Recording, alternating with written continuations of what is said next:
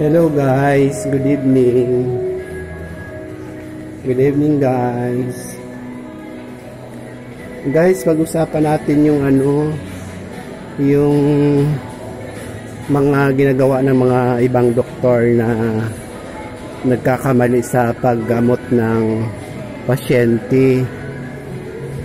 Yung gamot sila na orada-orada, ibig sabihin namamatay yung pasyente dahil sa kapabayaan nila.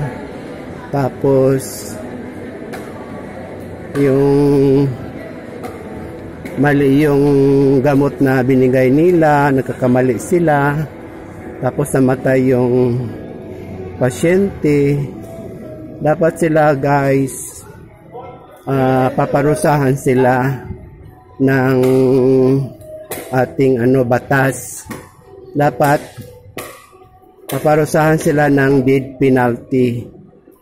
Death penalty kasi para magtanda sila na hindi sila basta-basta gumagamot ng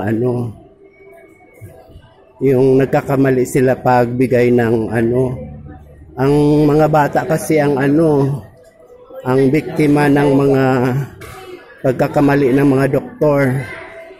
Kasi yung mga bata kasi kahit anong tinuturok sa kanila wala silang alam yun. Yung mga doktor kasi mayroong mga mayroong ang iba mga mga masamang tao yung mga doktor na yun. Pira-pira lang ang inahabol.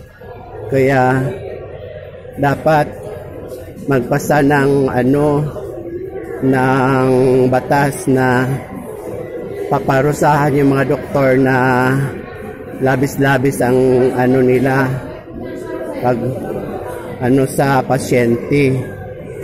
Nagkakamali sila dahil hindi nila tinitingnan ng maayos yung ginagawa nila, hindi sila honest. Dapat yung mga dishonesty na doktor dapat paparusahan ng batas ng death penalty. Kasi yung mga doktor na dishonesty, yan sila, yung basta gawa-gawa lang sila ng mga kanilang desisyon, hindi nila tinitingnan ng na para mabuhay yung pasyente.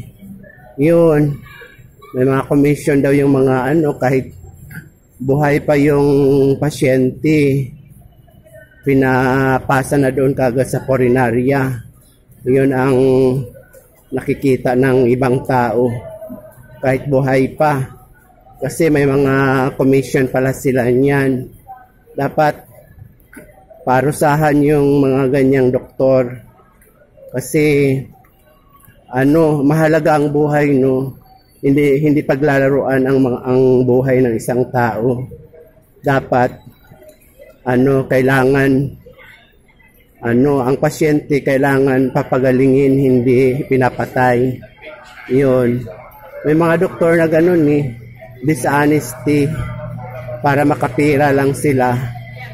O dapat ng batas para yung nagkakamali na doktor, kahit na pag-inject mali ang nilalagay nila, dapat parusahan ng death penalty. Yun ang dapat sa kanila, yung mga doktor na yan.